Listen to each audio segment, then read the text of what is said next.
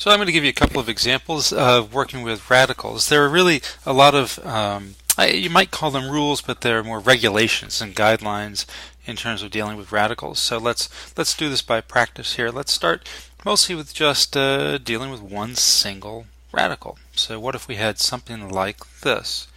We had a to the fourth. Now, we know that when we have a 3 in the index and a 3 in the exponent of the radicand, that we can let it kind of escape. It kind of goes away. So the reminder is that if I had had the third root of a to the third, that this would just be equal to a. So let's see, maybe I can be sneaky here. I can kind of rearrange this a little bit and use this basic rule idea over here. Now a to the fourth is going to be the same thing as a cubed times a. Now I can use the rule that I had for multiplying and kind of undo it. So we had the idea that if I was multiplying radicals with the same index, that it was the same as multiplying the radicands. So I'm going to undo that rule. Let's go the other way. Now I can apply this rule of a cubed all to the third root, or the third root of a cubed, that's going to be equal to a, and then I'm left with this lonely little a over here.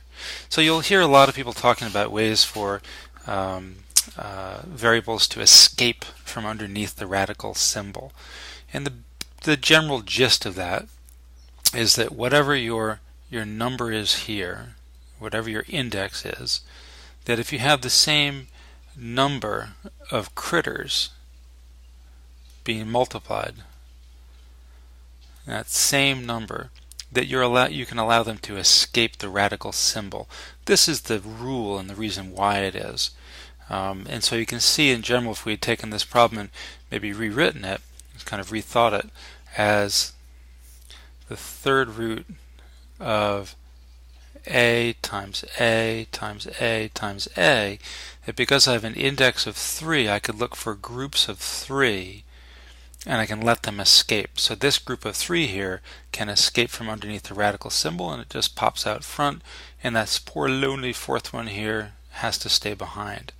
So it's a way of kind of visually managing your radical form. But it just isn't per se a rule so much as this is really the rule. This is how you apply it. So why don't you practice this then? Let's have a chance for you to practice this. I'll give you, how about the fifth root of a to the seventh times b to the third times c to the fifth. Go ahead and hit pause and then come back and we'll finish the problem. Why don't you try to simplify this as well as you can, which really means to try to have any of the A's, B's, and C's escape that can. Okay, here we go. Alright, now you're back. Now this would be, there are 7 A's there, so 5 of them can come out, because that's really going to be a to the 5th times a squared. Now I'm sorry that B's just aren't up to the task. There's only 3 of them, so they have to stay inside. And then C has exactly 5, so that's perfect. We're going to have 1C escape. So this should be the same thing, therefore, as 1A comes out front, and the A squareds will remain, the B cubes remain, and enough C will also come out front. And then we're left with the A squared and the B cubed. And bring my little radical symbol all the way over. So that's one way of applying the basic rule. Alright, let's get down to doing some complicated radicals. It is a challenge sometimes to add, subtract, multiply, divide, and so forth. So I'll do a few examples here to get you going, and hope that along the way, if you have more questions, you'll drop us a note and we can make some more videos to support additional bizarre questions. Now, first of all, let's try just a nice simple one. How about something like, oh, we don't want the calculator there. Let's get rid of that. Okay. How about something like 1 over 3 to the negative 2? So let's see if we can't make that look nicer. And every time I do this, hit pause, give it a thought, and then press play again. So hit pause. Okay, now you're back. Now that negative 2 is like an elevator, the negative, right? So it's really 1 over 3 squared. So this is 1 over 3 squared. That's one way to think about it. Or we can just let the negative make it be an elevator. So I'm allowed to make that 3 squared in the numerator now. And that over 1 is kind of a bizarre way to put it. That's really just 3 squared or 9. All right, so there's example 1. All right, let's have another example. Example 2, how about, here's a little tricky one for you. How about if I had the square root of negative 3 squared? All right, hit pause, and you're back. Now, this is that tricky case where you have an even index. There really is a 2 sitting there. This is an even index with an odd number, but I've got an even power, and it's the same power as the index, so they're going to undo each other, but because it's even, that's going to be the absolute value of negative 3, which is going to be 3. Now we can work it. We can also do negative 3 times itself 2 times, so that's going to be 9. So it's the square root of 9. Then we say what times itself 2 times. Well, that's going to be 3. That was a lot of work to do all that. So if you apply the rule, you can get to an answer nice and quickly. Otherwise, you're welcome to square, make it very large, and then rethink how you can get down to a square root of 3.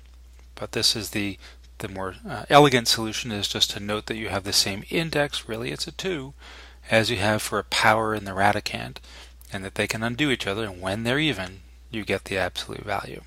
All right, let's try a third example now. How about this one? 81 over 16. And this is going to be a little scary. I'm going to raise all of this to the 3/2. So this is our third example here. Whew, wow. Well, this thing we know is the same as that 1/2. That's the same as 81 over 16 to the 1/2, all to the third by our rules. Now that, inside here now I can distribute this exponent onto the fraction, so I can really say that's 81 to the 1/2 over 16 to the 1/2. That looks pretty good. I think I know what that's going to mean. And this is all raised to the third still. Now that 81 to the 1/2 is the same thing as the square root of 81 over the square root of 16. This is all looking pretty good. And that's going to be equal to 9 over 4. And then I'm going to raise that to the third, and I'll leave it for the moment as 9 to the third over 4 to the third. And that's going to be equal to 9 cubed, or 729 all over 64.